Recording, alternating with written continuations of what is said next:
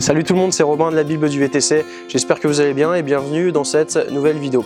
Alors aujourd'hui je voulais vous faire une vidéo un petit peu particulière parce que c'est une vidéo que j'ai déjà fait sur cette chaîne YouTube et que des idées que j'ai déjà véhiculées et exprimées sur nos différents canaux de visibilité, le blog, le cabinet de conseil, etc. etc.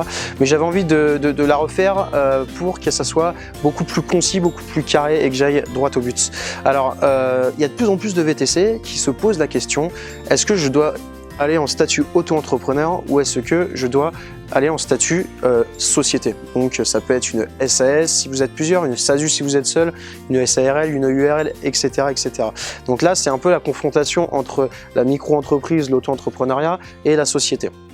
Donc, selon moi, je vais tâcher de vous expliquer très rapidement en 4 points pourquoi aujourd'hui le statut auto-entrepreneur n'est pas adapté sur le secteur du VTC. Alors attention, je pars dans le postulat où c'est une personne qui va travailler à plein temps. Donc c'est-à-dire que c'est un VTC qui compte en faire son métier et qui compte y travailler tous les jours.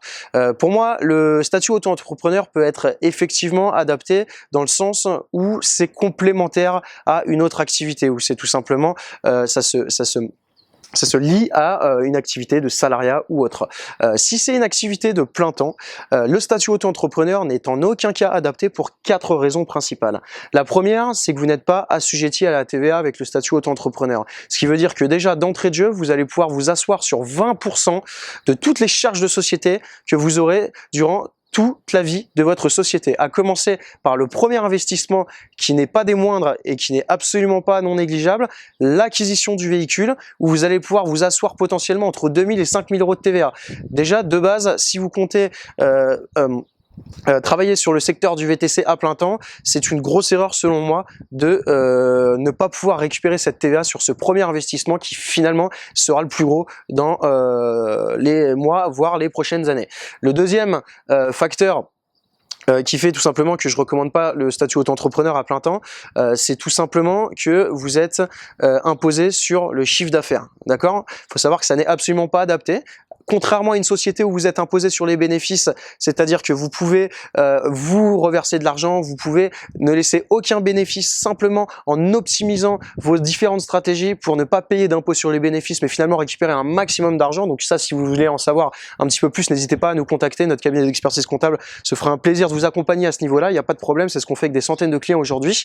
Le troisième critère qui fait que le statut est plutôt déconseillé, c'est tout simplement que vous êtes limité au niveau du chiffre d'affaires. C'est-à-dire que si c'est une activité à plein temps, vous êtes limité à 32 500 euros de chiffre d'affaires. Alors là, encore une fois, ça va aller très vite et c'est bête et malheureux pour vous de faire 32 500 euros avec votre statut auto-entrepreneur, et ces 32 500 euros, c'est un chiffre qui aurait pu être sur le bilan de votre société, parce que vous allez devoir forcément passer en société une fois que vous aurez passé ce chiffre d'affaires-là. Et du coup, ça sera 32 500 euros en moins. Et quand vous allez aller négocier des banques pour négocier un prêt ou tout simplement une demande de financement, un leasing, ce que vous voulez, etc., etc., là, vous êtes assis sur 32 500 euros. Donc, je ne vais pas vous faire le calcul, mais ça va très très vite d'arriver à 32 500 euros si vous faites une activité à plein temps dans le VTC.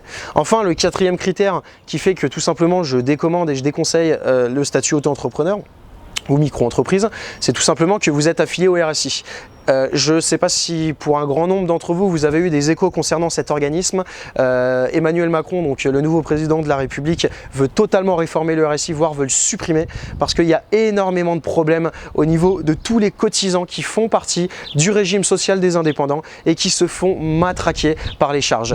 Pourquoi je vais plutôt vous recommander une société de type moral, type SAS ou SASU? C'est tout simplement parce que déjà, de 1, vous n'êtes pas affilié au RSI, vous êtes affilié à l'URSSAF. Qu'est-ce que ça veut dire? Ça veut dire que vous n'avez rien à payer, dans votre société tant que vous ne vous versez pas de salaire. Contrairement, par exemple, si vous décidez de créer votre société en EURL ou en SARL, il faut savoir que déjà d'emblée de jeu, avant même de commencer à faire un seul euro de chiffre d'affaires, vous allez devoir payer entre 2000 et 3000 euros de cotisation. Donc, c'est encore une fois, pour moi, une des raisons pour laquelle je décommande absolument ce statut-là, parce que déjà, outre le matraquage, outre les erreurs de gestion, et ben vous devez payer des cotisations alors que vous gagnez même pas d'argent. C'est juste hallucinant. Le fait d'être en SS ou le fait d'être en SASU, comme j'ai dit précédemment, vous n'aurez rien à payer tant que vous versez pas de salaire. Maintenant, si vous décidez de vous verser un salaire, forcément les charges sociales et les charges patronales sont plus élevées parce qu'il y a une contrepartie que en EURL ou en SARL. Donc maintenant, si vous faites une demande d'ACRE qui représente un abattement, comme j'ai dit, de 75, 50, 20, 25 sur les 3 premières années, bah, vous n'allez pas payer grand-chose. Maintenant, ce qui va être intéressant, et c'est là ce qu'on explique et ce qu'on recommande à nos clients, ça va être de mettre en place des stratégies pour tout simplement vivre de votre société en SS ou en SASU si vous êtes seul, sans vous verser de salaire. Car ce sont les charges sociales et les charges patronales qui vous feront le plus mal en statut SS ou en statut SASU. Mais il faut savoir que vous avez énormément aujourd'hui de possibilités pour vous rémunérer avec votre société, mais que ça ne soit pas considéré comme du salaire. Il faut savoir que tout ce qui est téléphone, tout ce qui est internet, tout ce qui est nourriture, tout ce qui est frais de transport, vous avez le droit de le faire passer en charge de société. C'est quelque chose que vous allez déduire de vos charges à titre personnel et que vous allez faire basculer en société. C'est pourquoi c'est extrêmement intéressant. Également, vous pouvez faire par exemple passer par exemple de 30 à 50% de votre loyer personnel en charge de société en disant tout simplement que vous avez aménagé un bureau chez vous et que vous travaillez, vous gérez votre société de là-bas. Encore une fois, c'est une charge de société, donc ça réduit la base imposable, vous aurez moins d'impôts à la fin de l'année sur les bénéfices, et en plus, vous récupérez la TVA. Donc vous collectez de la TVA dessus, ce qui est extrêmement intéressant. Enfin, une autre stratégie parmi tant d'autres que je pourrais vous expliquer, au lieu d'avoir votre véhicule en nom de société, eh ben faites passer votre véhicule en nom propre, vous louez votre propre véhicule à votre société, et grâce à ça, vous allez pouvoir, en fonction du nombre de kilomètres que vous allez rouler, récupérer près de 1500 à 2000 € par mois directement dans votre société sans que ça ne soit considéré comme du salaire, donc exonéré de toute charge sociale et patronale. Donc voilà, pour conclure, 4 critères qui font que l'auto-entrepreneur n'est pas si adapté que ça. Si vous êtes à temps plein, à temps partiel, c'est une autre histoire, même si vous allez vite déchanter selon moi. Le premier critère, pas de récupération de TVA. Le deuxième critère, vous êtes imposé sur votre chiffre d'affaires et non les bénéfices. Le troisième critère, vous êtes limité au niveau du chiffre d'affaires. Et le quatrième critère, vous êtes affilié au RSI. C'est tout pour cette vidéo. J'espère qu'elle vous a plu. Et si vous souhaitez en recevoir d'autres, n'hésitez pas à vous abonner et à mettre un petit pouce bleu. Moi, je vous dis à très bientôt. Bye bye.